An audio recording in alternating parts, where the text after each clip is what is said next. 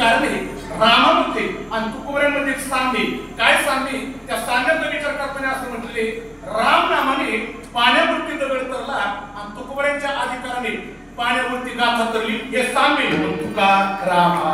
आणि असे रामेश्वर भट्ट म्हणतात की अरे तुकारामा स्वामी सद्गुरु धामा सच्चिदानंद मूर्ती पायदा कवियामा की तुकारामा त्याचं सामी ना ते सांगितलं ना त्या साम्याचं आणखी वर्णन केलं अभंगाच्या द्वितीय चरणामध्ये राघवी सागर